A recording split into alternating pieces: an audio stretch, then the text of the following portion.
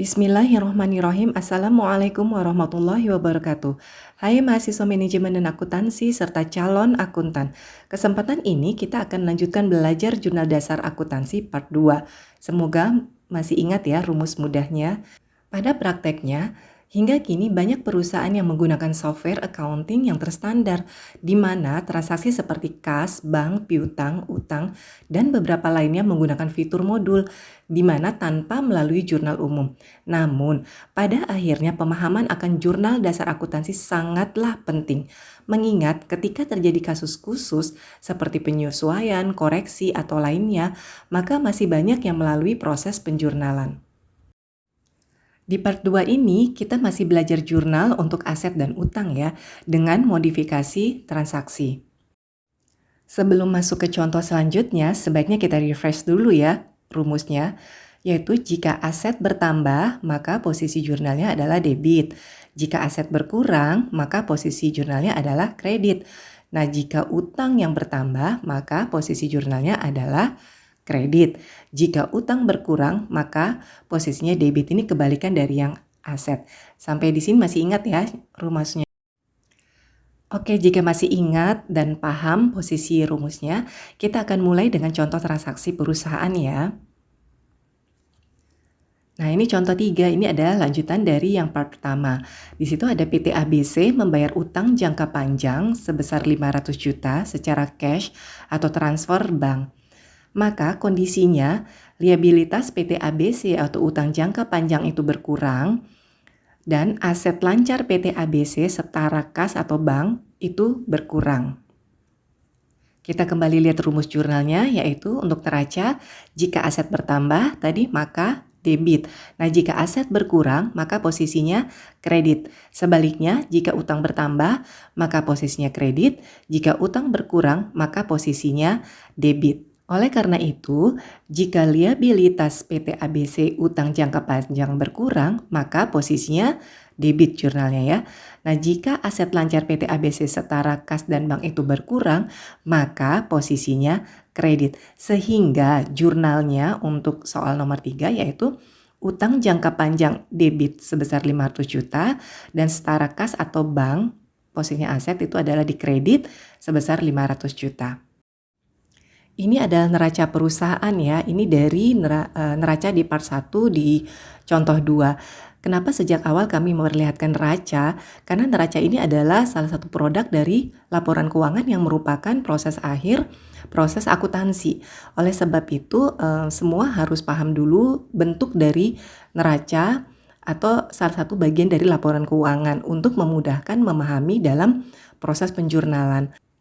Hingga contoh 2, ini posisi neracanya. Kemudian kita lihat hasil dari contoh 3. Hasil dari contoh 3, setelah adanya pembayaran utang jangka panjang, maka kas dan setara kasnya tersisa 325 juta.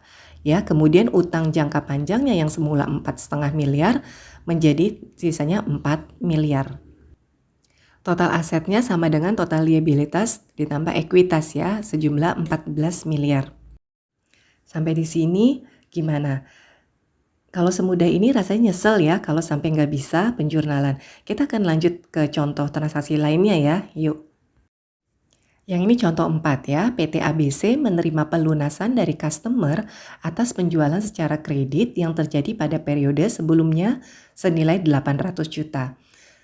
Untuk diketahui, piutang itu muncul karena ada pelanggan yang membeli barang atau jasa dari perusahaan secara kredit. Insya Allah akan ada part khusus ya untuk pendapatan usaha yang berkaitan dengan laba rugi. Dari contoh 4 ini, maka kondisinya yang pertama adalah aset lancar PT ABC dalam bentuk kas itu bertambah 800 juta itu ya. Kemudian ada aset lancar PT ABC piutang usaha itu berkurang karena piutang usaha posisinya di aset.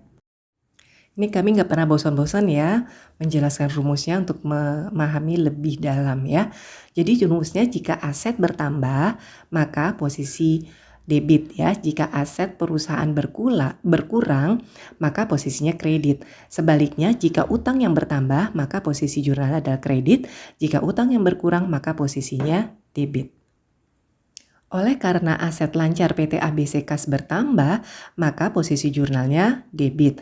Nah, aset lancar PT ABC dalam bentuk piutang usaha berkurang, maka posisinya kredit sehingga jurnalnya adalah kas di debit sejumlah 800 juta, kemudian piutang usaha di kredit sejumlah 800 juta.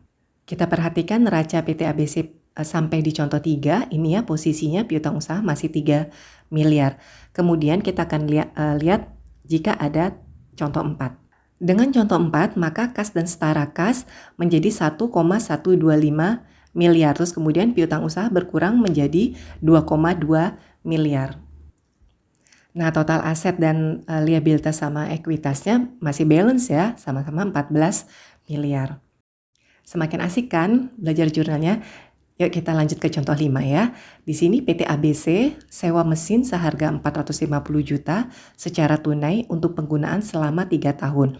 Jadi 3 tahun dibayar di muka 450 juta. Nah, karena mesin dibayar di muka dan belum digunakan, kondisinya adalah aset PT ABC biaya dibayar di mukanya bertambah, kemudian aset PT ABC kasnya berkurang. Mari sekali lagi kita perhatikan rumus jurnalnya untuk semakin memahami, yaitu jika aset perusahaan bertambah maka posisi jurnal adalah debit. Jika aset berkurang maka posisi jurnal adalah kredit ya, betul ya. Sebaliknya jika utang yang bertambah maka posisi jurnalnya adalah kredit. Jika utang berkurang maka posisinya debit.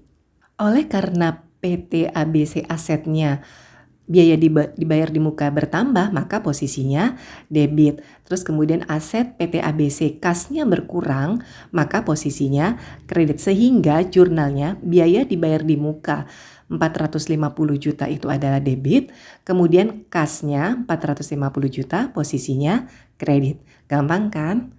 Nah, perhatikan, ini neraca PT ABC terakhir pada contoh 4, kas dan setara kasnya masih 1,125, biaya dibayar mukanya masih 0. Kemudian setelah contoh 5, maka kas dan setara kasnya berkurang menjadi 675 juta. Kemudian ada biaya dibayar di muka sebesar 450 juta. Jadi aset liabilitas ekuitasnya masih balance ya, 14 miliar.